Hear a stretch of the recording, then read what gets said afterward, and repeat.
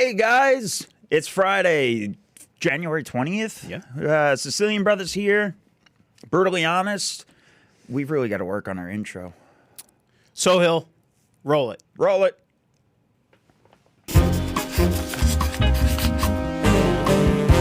When I watched it, because that's like just white and quiet. There's music, you just can't hear it. Oh, really? Yep. Well, on a new subject. So it's Friday, January 20th. We're coming to you live from Dallas, like always. How was your week? My week was busy, which it's always busy. It's this week was a little bit more unique because just like we had a new team member come on, and he's great. Love the energy. Talks a lot. He doesn't know that conversations on the phone with me need to be. He found out short. yesterday. He's like, "Man, why did I just get yelled at on the phone?" I was like, "You don't understand." I was like, "Nobody's allowed to small talk with Tony." I was like, "If Dot, my mother, calls him and asks him how his day is going, she's gonna get yelled at." Yeah. Like, Yeah, just no, the way you are. I just don't have time for small talk on the phone. In person, it's one thing, but when you're calling me, get to the point, and that's it. But it was good. If it can be a text message, it better be. Oh yeah, if you call me and it's something that's very easily could have been a text message statement, it should be a text message. You're gonna get yelled at. That's what I found out. So Yeah, or hung up on. yeah. I don't say goodbye. I just disconnect. No, the week was good. We had some interesting interactions this week. I think you got some of them on tape with sellers and some noobs, which I love. I actually like. I feel like I one of the things that I've done really, really well is try to nurture new relationships with the. I don't want to say younger because they're not all younger, but just newer. Yep. Investors who don't know how to do a deal or inexperienced. Yeah, they're not as well-rounded. They might not understand all the paperwork or how to get a deal done. And so I take pride in like leading them to water and getting deals done for them, right? Yeah. So because there's a long-term relationship building with that, right? If you're able to educate, make them prosperous, and then, again, they'll come back to us, and that's where future deal flow comes from. yeah, I want them to see that. So there's benefits of us just doing it. So a lot of times people are like, oh, I love educating and bullshit. But no, there's reasons why we do it. So it's It's a reciprocating relationship, right? And so I want them to come in and bring us a deal. I help them. I add value to the transaction. Even if I'm not the end buyer for the transaction, I added value. And I'm like, hey, I actually know somebody that either it's one of my clients that we loan to or something like. I'm always looking for a way to get the deal done. And even if we're not buying it, we'll explain why we're not, right? Mm-hmm. Like, all right, listen, you bought it. The comps are incorrect, X, Y, Z. And we try to walk through it with them, right? It's our price isn't, our offer isn't 50%. It's 50% to your fucked up numbers. Yeah. Right? So I'll think, I might as well, we started this rant. I might as well dive right into the situation that popped up this week. So okay, and part of my frustration is this person, this wholesaler, who's the middleman, right? So this middleman didn't find me or TJ or Sarah or you. He didn't find one of us. He went to our website and cost us a PPC lead and put this house in that came into our PPC system, right? So just for our phone dinging, saying, hey, we have a lead, that costs us. Yeah. Right? So he so he puts it in the PPC form, and then we have to call him back and try to, figure out the deal. And it took about 2 weeks of going back and forth with him. explaining to him the comps. I mean, what it's going to take, how much repairs, all that, right? Supposedly he renegotiates or whatever. It gets down to where I could buy it for my number. And I'm like, okay, great.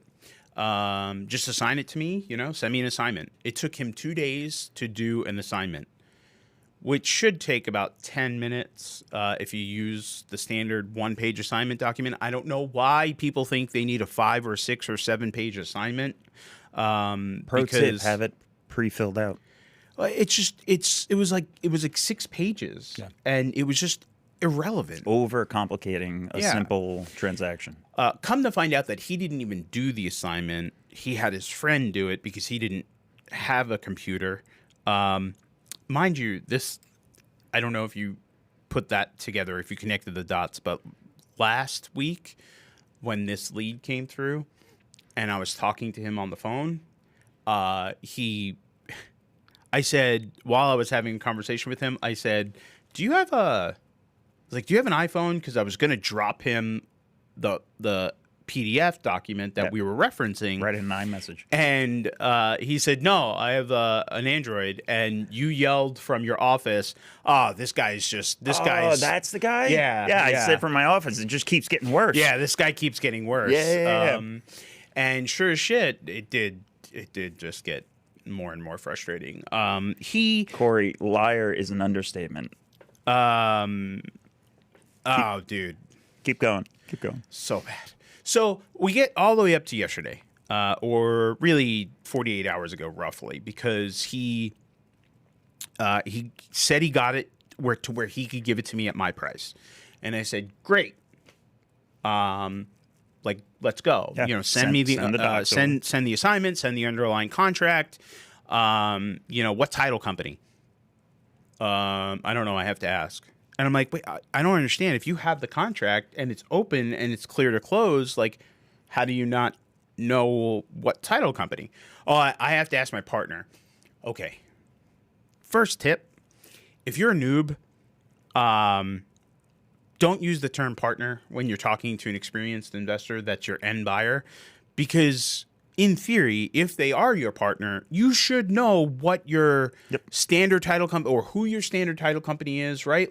You got to know what you're bringing to the table, and you can't expect to get paid in this situation more than everyone else in the transaction if you don't know how to do the paperwork, you don't have access to email. He couldn't forward us stuff. He couldn't type stuff. He couldn't print stuff. He didn't know anything about, right? Come to find out, he wasn't even the initial buyer, right? Right. So I got an assignment, and I'm reading the assignment, and then I got the underlying contract, because when you do an assignment, I need the underlying contract. I don't care what you buy it for. Most people will redact it and black out the price. I don't fucking care. Just send me the goddamn contract. Because chain of title, I have to know that what I'm signing, I'm actually allowed to be sold, right? Mm-hmm. So in this situation, the contract didn't match his stupid assignment. So I'm like, all right, well, I'm going to fix this. So I grab my standard 1-page assignment, I fill it out, and I send it back to him. And I'm like, dude, just sign this. And he gets on the phone, and he's trying to explain why my assignment's wrong. Yeah. And I was like, we don't know what we're doing. I was like, what do you mean my assignment's wrong? Well, you're not buying it from that person. You're buying it from me. And I was like, no, I mean, the contract that you sent says one thing, so that's what this assignment says. If there's one from them to you in between, let us know, because at no time did our number change. That's the best part of this entire story. And not only that, he didn't disclose that it was being assigned to him. He kept saying partner, and he would tell me what he said was like, "Oh, you don't have to worry about me. The seller's paying me." Yeah. And I was like, "Okay, I don't care how you get paid. I don't none of that matters to me, man." I was like, I'm just trying to help you fix the docs, because you're telling me that you want to close on Tuesday, and it's Thursday, and we don't even have paperwork signed up, So So I did lose my cool a little bit. Not You didn't go off screaming. No, I did get loud, but it was because he was trying to educate me on what he thought he needed to do. And I explained to him, and then he tried to cut me off, and I just was like, I don't have fucking time for this. So if you want to do the deal, do it my way, or I'm not buying. Like, I don't need the house. Yeah. Right. Again, our like, number never changed. Yeah. It was never a negotiation tactic that we were using. No, it was just fucking, all right, we agreed to buy it at X price. Let's get the documents. And there were none. Didn't he end up trying to send it was even like it went so far as an invoice. Yeah, so I look, there's so many ways you could pay people out on HUDs, and I think we talked about this on last week, or when we were talking about the Sharondale situation, and I said I would much rather an assignment, because then I get privileged access. I could see how title is being cleared. I can see who the heirs are, who's signing, right? And then I'm just more comfortable with my research on the title. So I would much rather an assignment to me, and I don't care if it's a triple assignment. I don't care, but at some point it gets kind of silly when you have A, B, C, D, like 12 assignments. It's just like, yo, can we just do one and then invoice out how? And title would much rather have, I mean, at least my discussions with title would much rather have like a clear, like almost like as everyone's calling them, JV agreements. It's like, just put what you want on paper, sign the damn paper, give it with the assignment, and then everyone gets paid, right? So it turns out that when I did get the underlying contract, I did know who the original wholesale buyer was that had it under contract. He comes to our events. I referred to him. I wouldn't even say that. Anyway, I know who he was, and so I said, "Are you fucking kidding me?" Like, I picked up the phone and I called him, and I was like, "Yo, it's Tony. I'm trying to get this deal, and I am so confused. I don't know. Like, I'm not trying to negotiate. Like, We don't even know if he's part of the deal. Yeah, on like, paper, I'm like- this guy could actually be a fraud and Yeah. trying to do something shady. Yeah, like, because in his assignment, he, on page 5 or 6 or 7, he wrote, like, my company will stroke him a check of $5,000 directly as a deposit, right? And I was like, yeah, go fuck yourself. I'm not doing that. So, which is fine. I mean, I didn't have to, like, it was stupid, right? So he was like showing every aspect of his noobness. So I get on the phone with the direct wholesaler, and I was like, this is closing at this title company. I know them. I'm very comfortable with them. Just let's get it done. This guy in the middle, I was like, I don't care. Just have him send them an invoice, and he'll get paid, and the deal's done, right? It's very simple. All the way up until last night, this person the middleman was still harassing me and my team with like shady text messages saying, the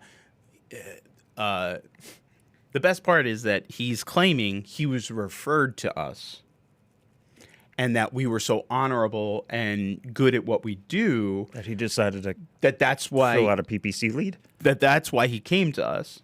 I was going to say, did you find him on Craigslist? No, like he was a PPC lead is like the top of Google, right? So they're all the ads. So the guy was referred to us. He went into Google, typed "sell my house fast," and clicked on the first or second link that he saw.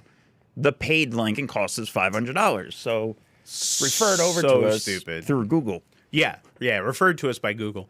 And so I think it's hilarious that so he was like, well, now I know I know your true colors. You were trying to cut me out of the deal. And that's when I got loud with him. And I I said to him, I was like, look, man, I was like, I'm the buyer. It's my money, the deal. No, like, you don't get paid unless I buy it. I was like, and like, you don't have the deal unless the guy who contracted it gets title clear and works on it long enough to get it to this point, right? So we don't need you, right? We don't really need you. I mean, we're ethical, and I'm saying, like, I wasn't going around you. The whole point of me calling the person that I knew was to get accurate information so that I could properly figure out chain of title and, like, get to the bottom of it, and then everything would go in line. Here's my issue with wholesalers, right? And I pick on them all the time. But during this whole interaction, never was the original homeowner taken into regard with that, right? None. So the entire time this guy is going back and forth for weeks, messing up this deal, potentially losing it, and we don't know, right? Because we didn't do the original purchase contract, right? We don't know the original what the stressors are. This could be a pre-foreclosure. They could be somebody just died. Nowhere in this guy's train of thought was, let's get the deal done. Let's fucking help this person out. Like, again, it was just his entire motive was to get his fee.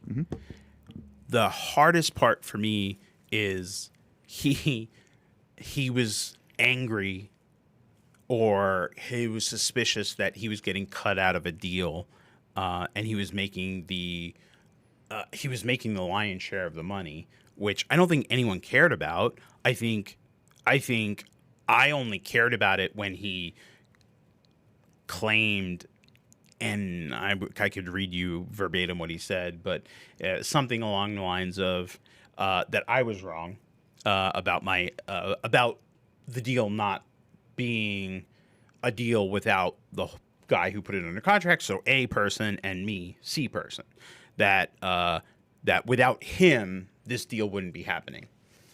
And I feel like that's common, but that's also the mindset of scarcity mentality. And it's not somebody who's thinking about the seller. He's not thinking about how to add value.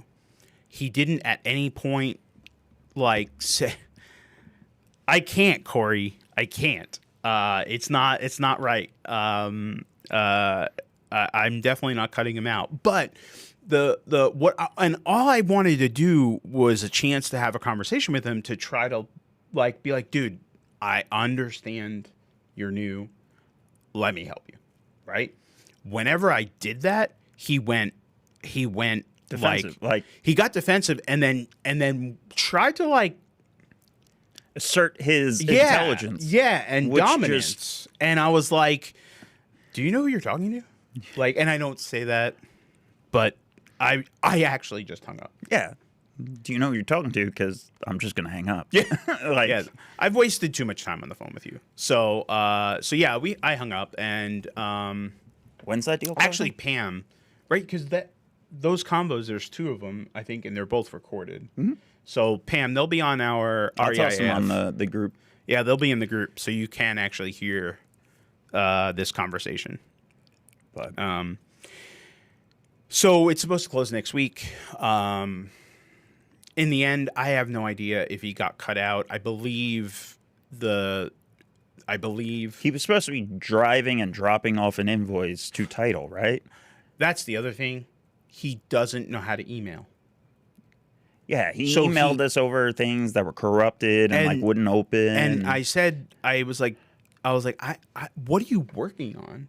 Like, what? Do you not have a computer? If you don't have a computer, that's fine. Just tell me. I'll do the DocuSign. I'll do the emailing. Like, but just give me the information so that I can fucking get it done. But he was so arrogantly. So what he's, and I guess it's good. Leave him alone for a minute and just kind of go back to I think if you're new to the business, right? People are so afraid of not knowing that they use the term fake it till I make it type thing. And that's, in my mind, that's not a good thing. I used to subscribe to that knowledge very early on in my career, but I don't believe that that's. I don't believe that you should actually do that in real estate. Maybe that works in car sales or something like that, but really, I think genuine honesty, transparency. I think people relate to that more. So I'm of the belief system that if he would have came to us and said, "I'm trying to JV this deal, XYZ," I would have then said to him, "Great, let me help you," right?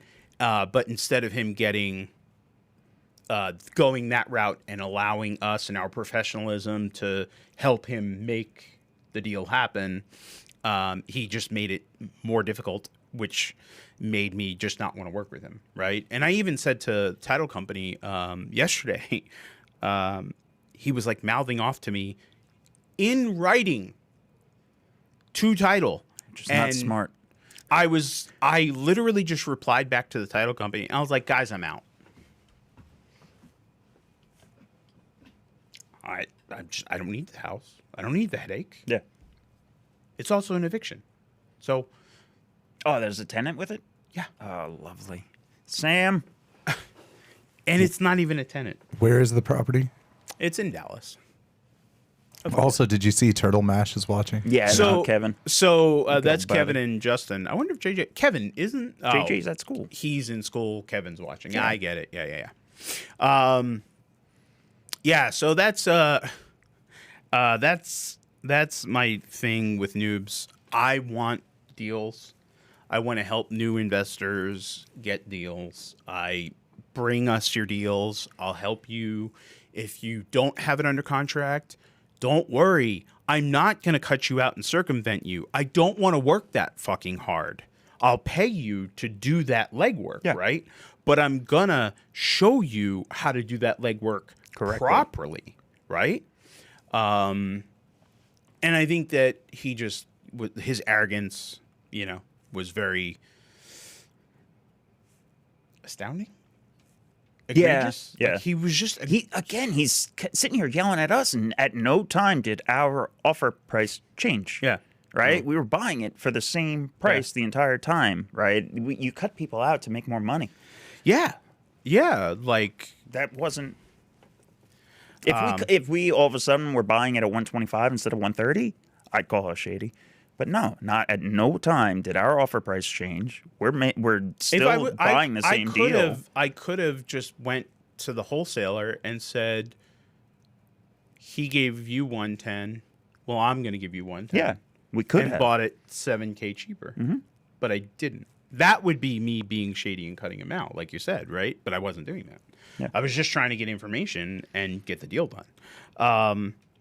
Which brings up, that triggered another thought about another deal, but now I forgot what deal it was. Dude, we got a couple. Well, yeah, no, it was just the. Oh no, where'd it go? Talk about something else for a minute. Fuck. I want to buy mobile homes. I'm gonna go start hanging out with Corey. Oh, I did like. We should go down to Waco. Okay, I don't know what kind of car Corey drives. Yo, we can bring Lincoln down to the vet. Does he still have the vet down there? No. I like if we ride, like if we went out looking at your properties in my truck, I would go. You don't have to worry. Corey has a nice truck. Yeah, Corey's got a nice truck. It's not that. He doesn't have a. I don't like other people driving. Yeah. Well, you can. People have to suck it up. People are bad.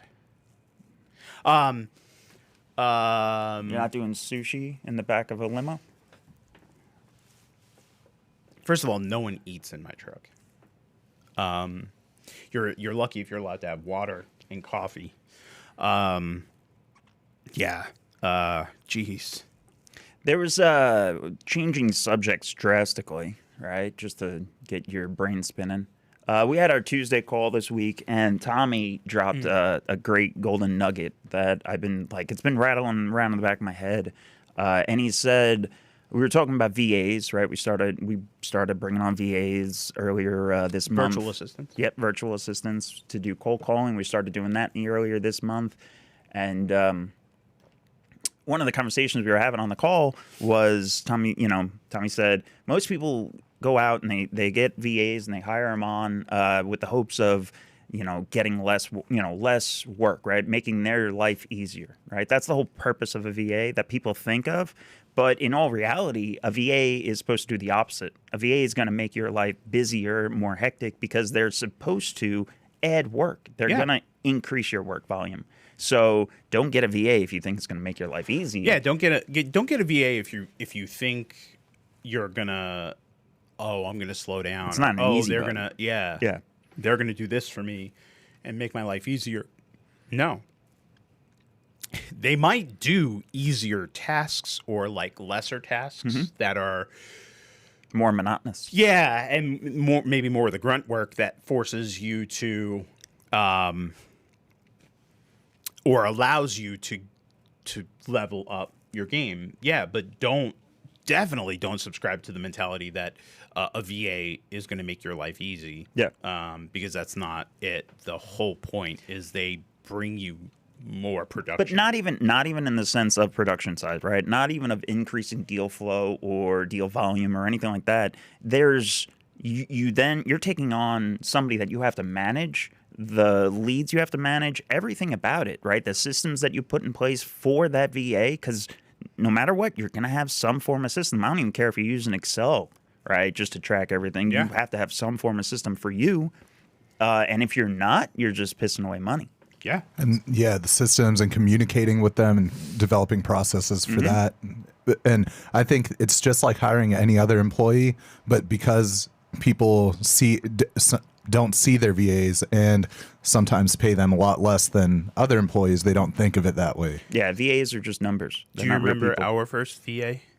Tony, hi Tony. I have PTSD from that. Hi, I can Tony. never have a This guy was like 35, and I thought he was 17. he's like Is he the gay? I thought he was Filipino yes, dude? yes. He loved Tony, and that's the first time we found Well, I out mean, what's not Tony to is love? not a good boss.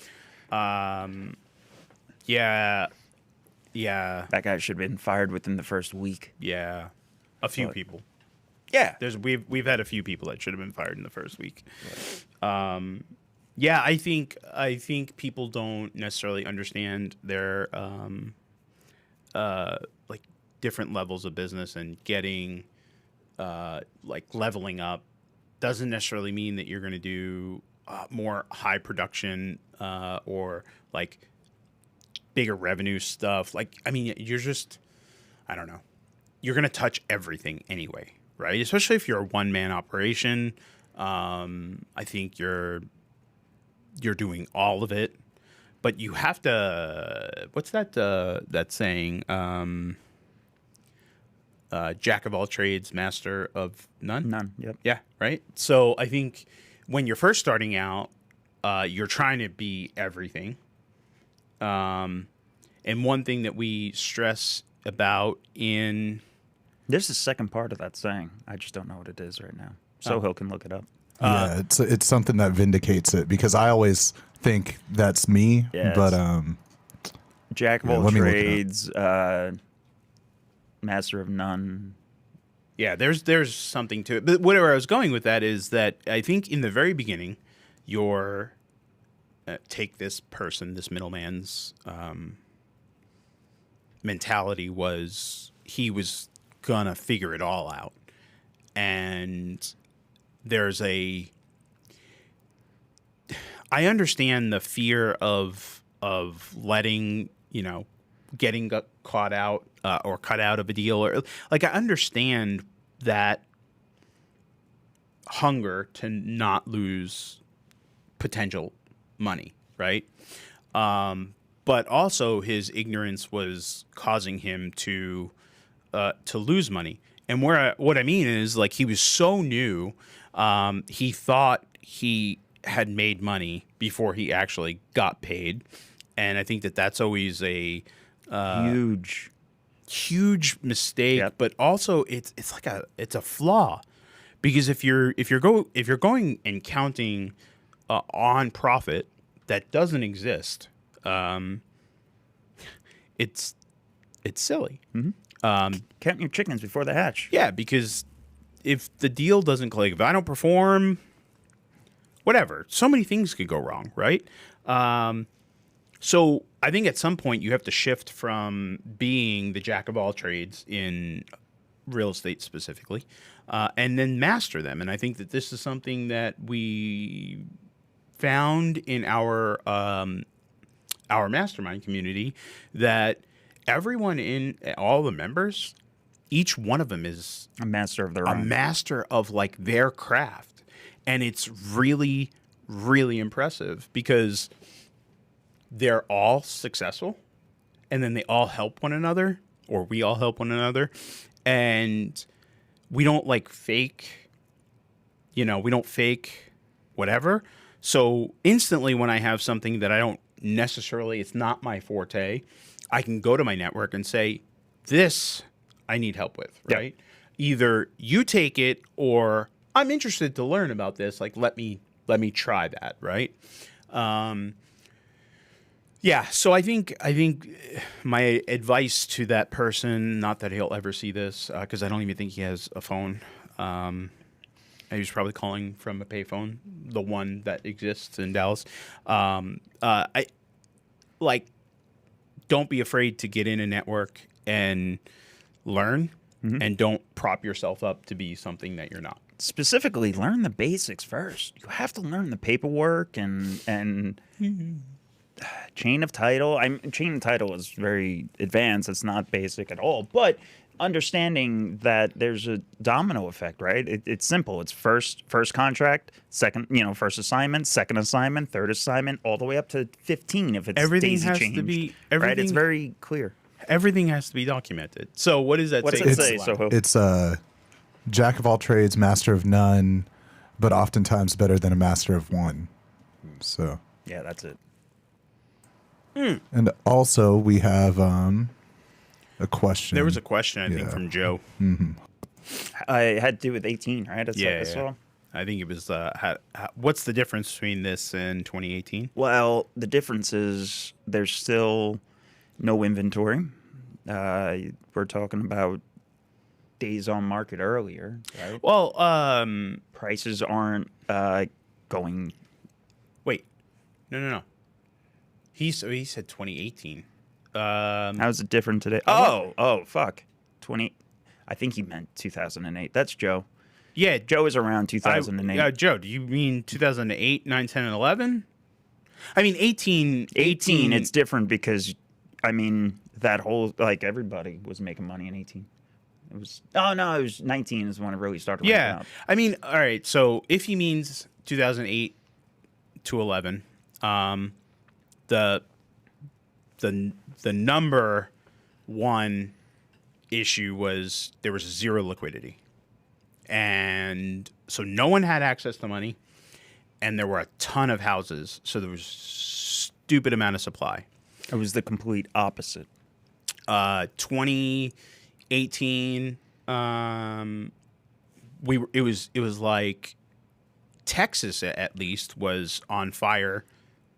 It started to fire, and it was just the continuation of the last 15-year run that we had.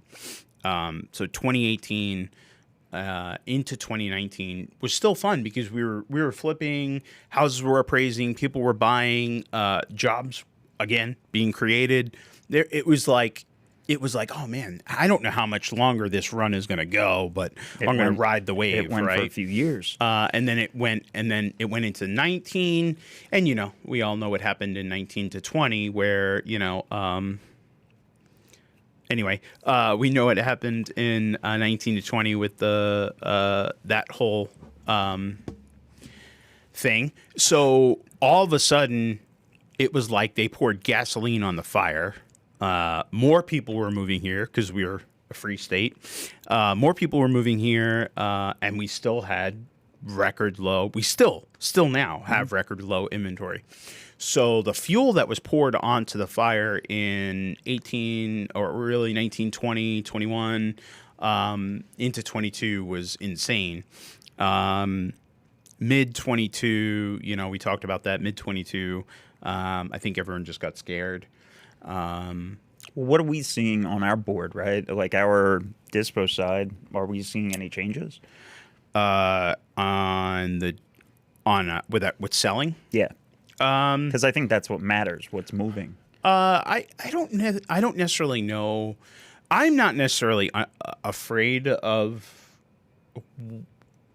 what everyone is calling like a lack of sale.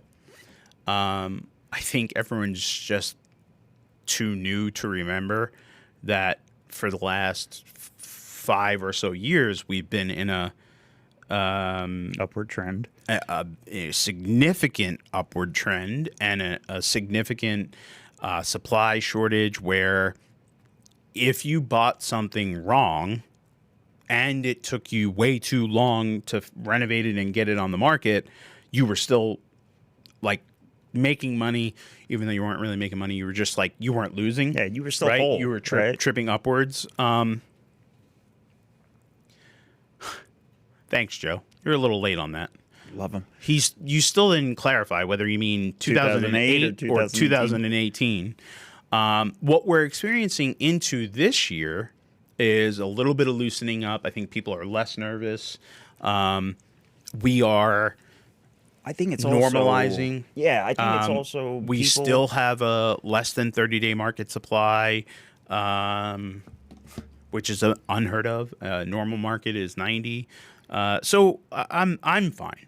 I'm content. I think internally we're always more stressed in our world because we have so much volume, and we own half or more than half of what we're dispoing, right? So, we're that's what I was going to tell. I remembered. So I think our stress internally comes from just owning a whole lot more than a lot of other fucking people in town, right? We're actually putting it on the books. Yeah. As far as the market, though. Wait, no, hold on. My it's gonna fleet again. It's gonna go away. It's gonna go away. So fucking say it. Fuck. Spit it out. I quit. Oh. We talked about. I don't know if did we talk about the guy who was selling us a house that wasn't his? Did we talk about the fraud case? We did, right? The dead guy. The dead guy. Oh yeah, the dead guy. Yeah. I was going to ask for an Which update. one? So whatever. I told you guys a story about we were buying a house. Life insurance. Life insurance paid this person who's claiming to be the son. I couldn't prove that he was actually the legitimate heir and the only and he's heir. a felon, has fraud in the past. I get a message last night from somebody who says, I know somebody that has that under contract. And I was like, well, it's a good thing I have a memorandum, like filed on the contract because, like it can't close. So they were like, oh, well, he's having no problem clearing title. And I was like, what title company? Because I went to two, and they're the best two title companies. I was like, that aren't shady. I was like, so unless he went and took it through someone who's going to underwrite it and do an illegal deed transfer, I don't know who's getting that house done. So he gives me the wholesaler who's bought it, currently has it under contract, gives me the guy's info, and I've never heard of him, which doesn't surprise me. Shocking. Yeah. He does have a local phone number, and I reached out to him. To no avail, he has not returned my phone call or text messages. But I told him I put him on notice that I have a memo on it and, all that. But, yeah, I had a feeling that the crook who was trying to sell me the house was just going to turn around and try to sell it to somebody else. His response to me was, well, I'm not going to sell the house. I'm going to keep it as a rental. And I just laughed because the house is in default. It's in foreclosure. Like, he would have to go pay the arrears. And so it's just bullshit. Mm-hmm. But it's a small world when people think that they can get around us. Like, the best part is if they're going to a shady title company, we're probably not even going to hear about the memorandum. Yeah, that's because they'll just delete it from the Word document. Yeah, which again, I don't care. I feel bad for the end buyer who's buying it and actually on the hook, because that's our title debacle that hopefully ends next month. So I think I'll dig into it a little bit more today and hopefully report back next week. But the reason why, right? Because just to explain it, is that end buyer will eventually have trouble refinancing it of some sorts, right? Or no, selling it. Or selling it, or whatever. Whenever it goes through title again. That's my point. And or the real heirs Show up. or real sellers show up and say, what are you doing in my house? Let's just say you renovated the entire townhouse, or house or whatever the hell it is, condo, whatever. You go and you buy it. So you paid real money for it. You invested time and money and, updating and all that stuff. Let's just say you put a tenant in there, or you go and you're retailing it and now you're selling it to Mr. and Mrs. Smith and they're so excited they're going to get their first home, whatever. Now all of a sudden these people pop up and say, hey, you don't have the right to own this, right? So now you have so many other problems. with your title insurance, what would that cover? If I was the buyer in that situation that was buying it from a wholesaler, and hopefully it was on an assignment and not a double close, my title insurance company would defend title that they underwrote and insured, giving me clear and equitable title, unless fraud was committed, in which case they would have to litigate the fraud, whether that was on the escrow officer's behalf, the attorney for the escrow officer, the seller. But mind you, that could happen, like in our situation, we're almost 2 years later, and litigation will take an infinite amount of time. And they're also not going to find a never-ending battle. And who are they going to get money back from? That was kind of my whole point of this. They're going to go back. They're going to go back to the kid who lied about it being his dad's house. So that's my point. And try to get they're money. Out the purchase price. They're out the rehab. They're out everything, the holding costs, and they're sitting there with their dick in their hand without any saving grace. And I'm sure Teresa's going to hit me up later and yell at me for this. But the answer is, just like other quote unquote insurance policies, they have max limits. So when you buy and you get a owner's title policy, it's usually for your purchase price. And that's all it's going to cover. That's your max cost. Mm-hmm. The lender is usually insured for their loan amount, which is obviously usually it's different. It's different because it's usually, if it's a hard money loan, it's usually the purchase plus the renovation, right? So the loan amount is bigger. So, but yeah, I mean, it's only going to pay out what the term limits are, and not losses, and not legal fees, and not your interest, and not your your expenses, and not your taxes, and they're not going. You will have to go litigate that, yeah, right? So that's going back to the battle of changing the word insurance, though. We're still working on that, TDI. Yeah, we're still working on that.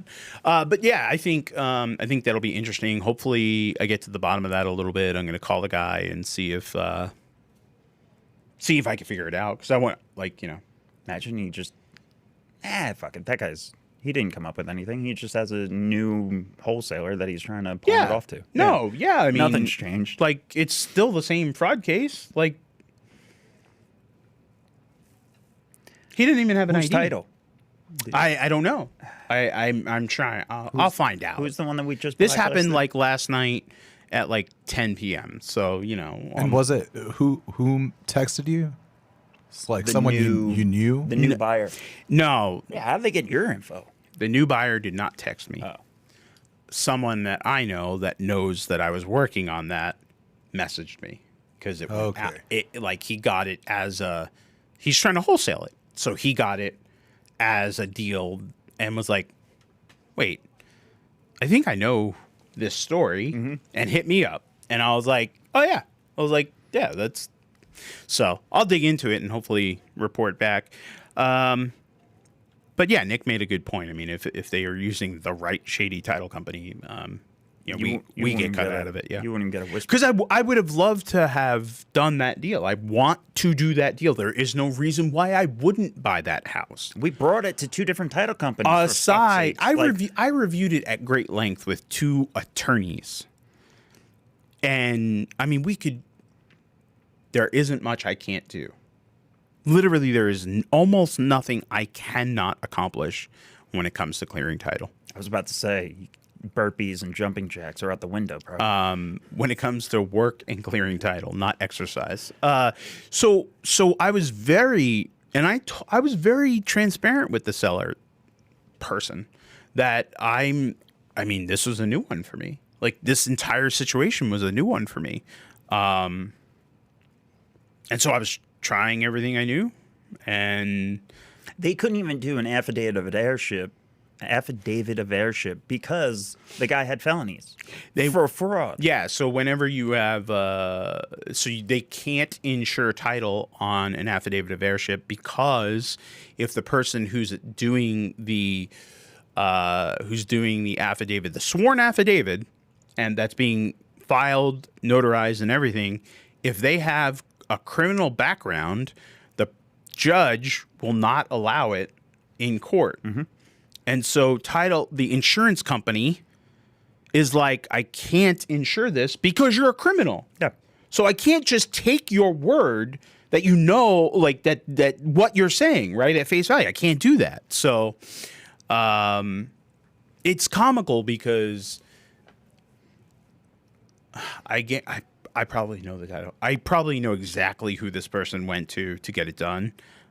So I'll dig in. Like I said, I should have dug into it a little bit this morning, but yeah. So we'll see how that goes. Hopefully you get an update. You know, we haven't talked about this week, and let's end it on this one because I think it's a high note. It was your first time seeing a house that fell off foundations. Oh, literally fucking slid off. Yeah, didn't we talk about firsts? Oh, yeah. Okay, so we did actually talk about this last Friday.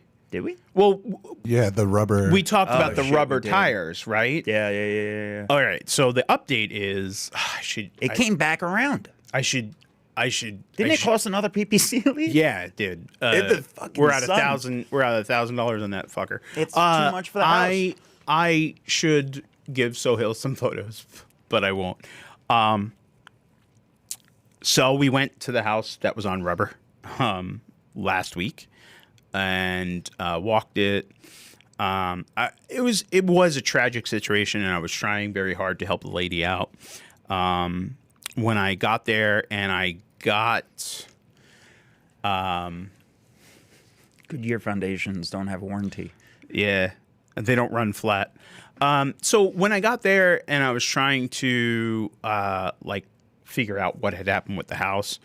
I was talking to her. There's like police caution, like do not enter tape everywhere. So theoretically speaking, we were trying to stay away from the house. She living there? Like it's condemned, but she was living there.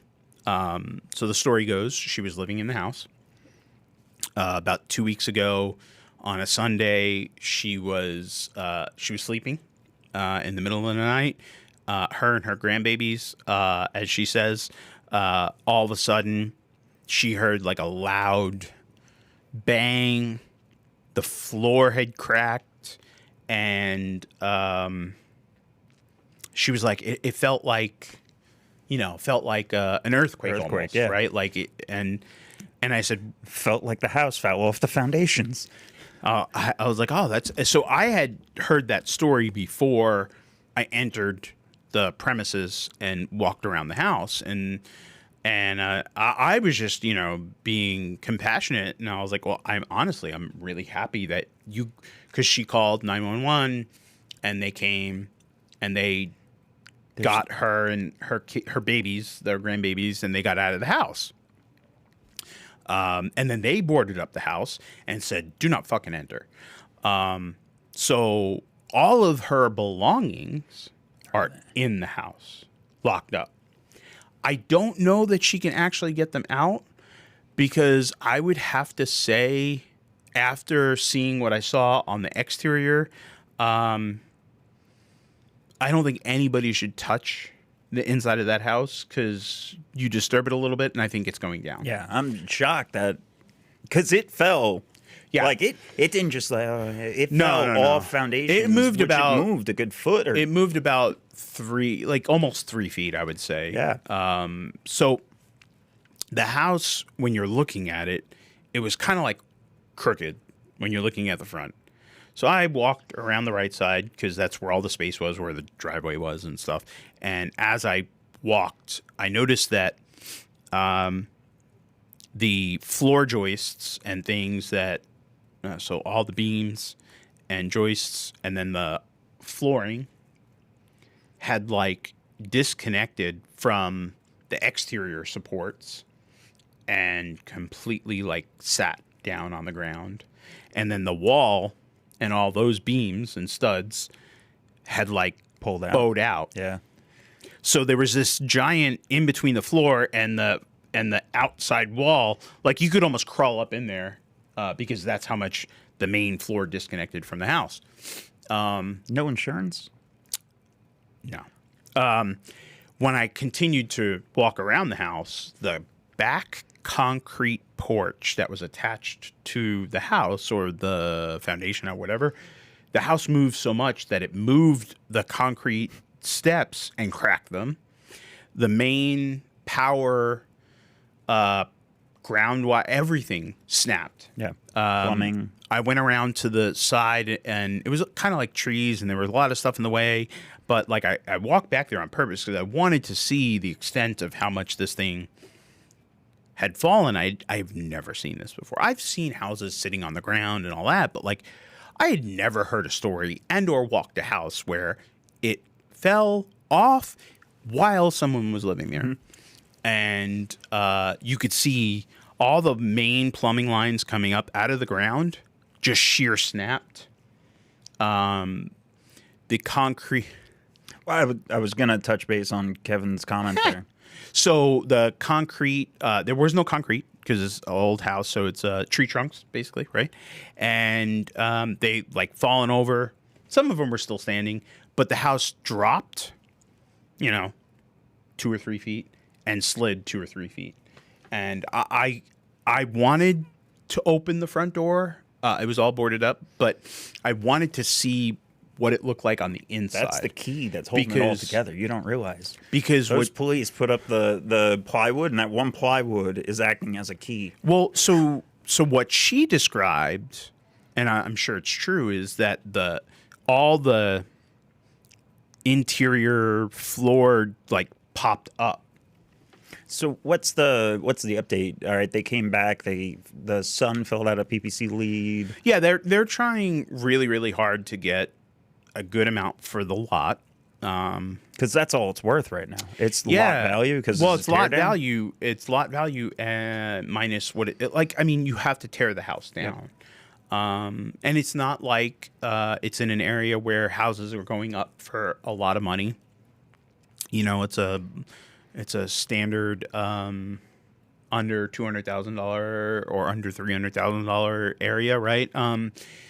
So someone has to be willing to do multiple things, which is get her stuff out and moved for her, which honestly, I'd feel really nervous about my crew going in the house and salvaging her stuff for her.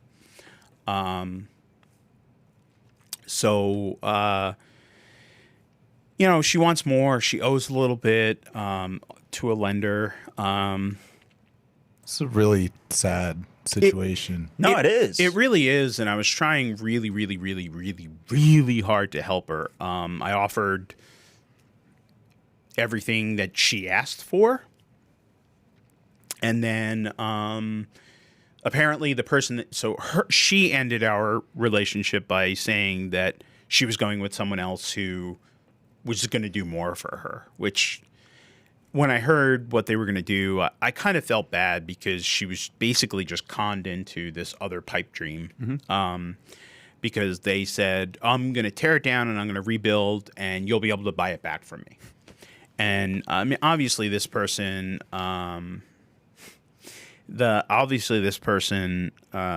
doesn't necessarily have the ability to go get a loan and buy the house back at what would probably be closer to $300,000, right? So, I mean, she lived there for 10 years, let's just say, and she couldn't afford to maintain it or keep the foundation from rotting and falling apart, right? So, I hope she does. I hope my hope is that she is able to get back in there, and but it was definitely a first, and I just want to go see the inside. When it comes down to it with her possessions, it's just material items, and if it's not worth risking human lives to go in there, it's I mean, she all her clothes, all her grandkids' clothes, all her TVs. That's what she talked about. Those three things. Yeah. Well, yes, they're all possessions, but they kicked her out in the middle of the night and said, "You're not going back in there." Like, they literally boarded and condemned the house right then and there. Yeah. Because they know, because if she stayed at any time, the house could actually have just collapsed on her. Yeah. I mean, all it would have taken. I'm shocked if it had a 2-foot, vertical and horizontal drop. I'm shocked that it didn't fall apart. And the only thing probably saving it is the exterior wall kicked out, and it's probably holding it up now. I was about to say, most of those older houses, at least from my experience up there, have that thick shiplap wall, right? The material on the interior walls is shiplap, right? So there's probably more wood in there than needed. Yeah. So there's way more support down the center. That's what's keeping the front of the house at least somewhat normal. So you could probably get in there and be careful and get some stuff, but you would have to be quick. You have to be careful. But no, there's no TV that's worth someone's life. I was just happy that nothing fell on her or a baby. Because one 2x6 out of the ceiling landing on a kid that's sleeping, grandbabies could have been 25-year-olds, though, in a side note. Yes, that term I've heard been used very liberally. Yeah. She did say babies go for a long while. I mean, your mom's baby. I know. She did say she carried them out. Is Nick the baby? Is he babied? No, not at all. Yes, he is the baby of the family. Hey, Kevin, I want to touch base and say I'm so sorry for Tony not relaying that we moved yesterday's meeting to next week. So we're going to do this month, we're going to do the fourth Thursday. And then every other following month is going to be the third. We had I don't even know that. Conflicts. But was that the open house? Yeah, we're going to do the open house next Thursday. Kevin stopped by. Kevin Gear, great insurance. Anybody needs them, hit him up. He stopped by and he brought by a bottle, and he was the only one. I felt bad. Oh man. Yeah, no, I'm going straight to the office after this. So it looks like TJ and Nick are doing bourbon today. Yeah. But what kind of bourbon? I don't know. I haven't even been to the office. He stopped by yesterday after I left. I'm just happy that someone was there. Yeah, no. I'm happy that Tommy and Jess were there. I'm happy that someone was there when he got there. Because our office, unless we know you're coming, sometimes no one's there. A lot in the field. Yeah. But next Thursday, we're going to post it. We got an Eventbrite going out. Next Thursday at the office, it's our REIF open house mastermind. Just going to come around, have a happy hour, bring BYOB, but we're just going to sit around and talk real estate. So round table it. I have coffee if you want to come. We have a really nice coffee machine. So, but it was a good week though. I felt productive, and I'm excited for the next 23. Well, the end of, I'll say this, the end of the first quarter, I'm kind of excited. It's a nice change in pace from the fourth quarter. And so, yeah, I think we're on a good track. We're on a good path, and we're going to keep going. Hopefully, I own another house in Dallas next week that I could talk about, because I'll have a story about that, assuming everything goes well with closing, because there's some more backstory to that specific deal with the middleman guy. So hopefully I'll be able to talk about that next week and give everybody an update. And Sohail, we need to find a way to show some photos of these things as we talk, because We just got to give him access to company cam. they have access to that. Oh, well, Yeah, he can yeah. pull it up. So, But Yeah, I can do that. but hey, I will. drag this out. No. I just need to address something from last week. Right before we went live last week, I said Beck died, Yeah. and you got all depressed. Did you hit me with somebody else dying? What? No, it's your Beck didn't die. Who died? Sohail. The guitarist of the Rolling Stones died, not Beck. Because Who gives a fuck? Yo, Beck writes his own albums. I top to know. finish, fucking every instrument, right? great. yeah, I he's even a solo. heard earlier in the week that Rolling Stones guy I'd never heard of died, and I was like, okay, whatever. Yeah, I don't and care. And then he said it, Rolling Tony said it, and I Stones. totally forgot, and It's a I was like, shitty what magazine. the hell?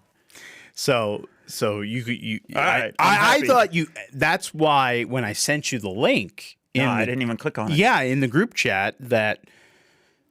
It was Jeff, right? Jeff Beck is his name? Yeah, I think so. Jeff Beck died from the Rolling Stones. You didn't even catch it. No, I brushed it off. Yeah. My week was ruined. I put it on I Beck's didn't know. Best. I didn't know he was that beloved. But then I caught Tony on his way out, and I was like, "Wait." The reaction seemed like Beck.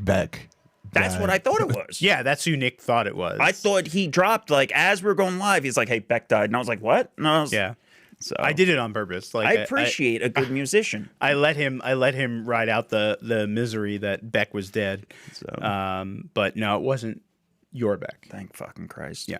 So Well, I appreciate everybody following.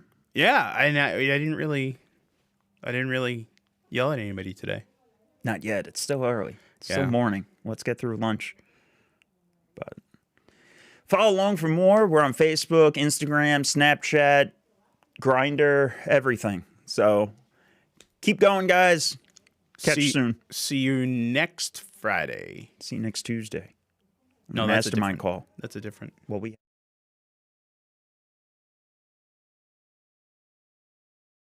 Hey guys, thanks for watching the video. If you liked it, smash that like button, click subscribe, follow along for more, click the bell, subscribe. Yeah, and if you like us that much, share us with your friends, and stay tuned for more. Keep crushing it.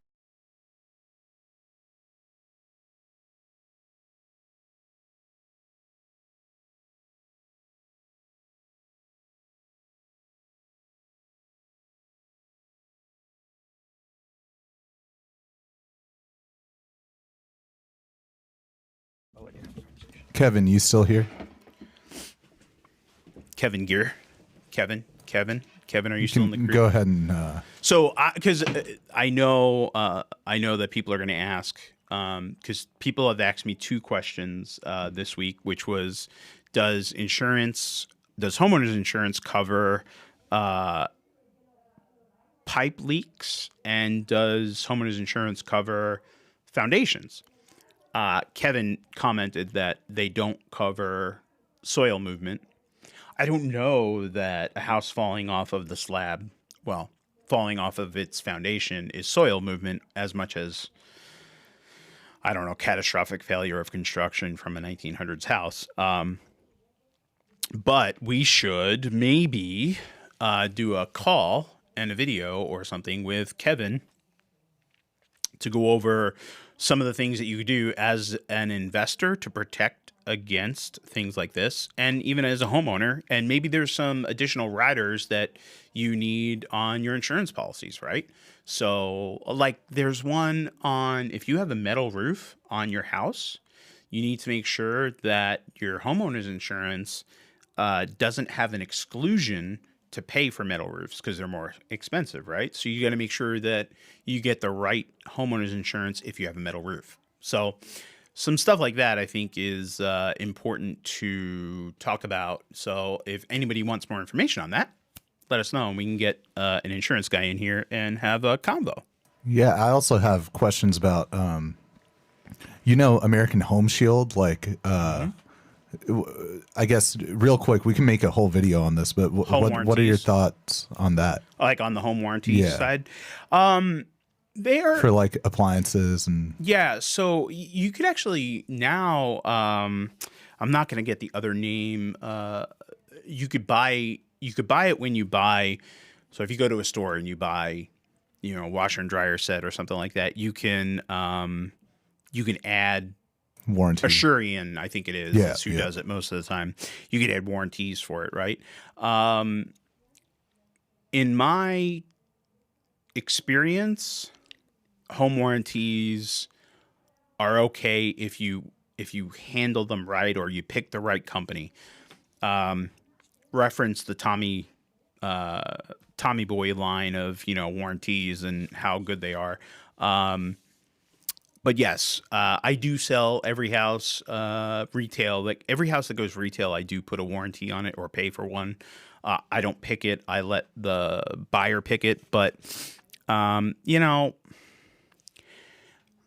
I've heard good things and bad things, which goes without saying, right? So I think it's one of those things, if you do enough research, there's probably one of them that pays out well. That might not be the cheapest. I think like my parents, we use it. They've used it a lot for their, like dryer goes out or something small, but it's mainly paying in because if the AC units, like there's two of them, if they go out, like that's right there. If you have a dual zone or two HVAC units, I mean that for an average homeowner, that could be upwards of $10,000 depending upon how big the house is, right? So, and not everyone's got the ability to just go buy a new one and or get it financed or something. So there's definitely pros and cons to it. There's definitely better choices than others. But I don't necessarily know too many people that.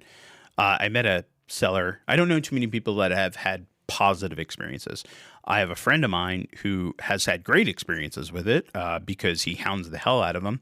And then I met this nice couple. We sold their house in Grapevine, and they were able to get their electric panel fixed, totally updated. They were able to get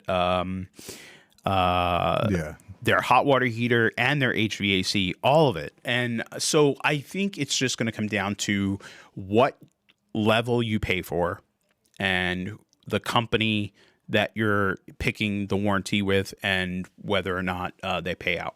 Mm-hmm. Cool. Let's end it. See you next Friday. Hey guys, thanks for watching the video. If you liked it, smash that like button, click subscribe, follow along for more, click the bell, subscribe. Yeah, and if you like us that much, share us with your friends and stay tuned for more. Keep crushing it.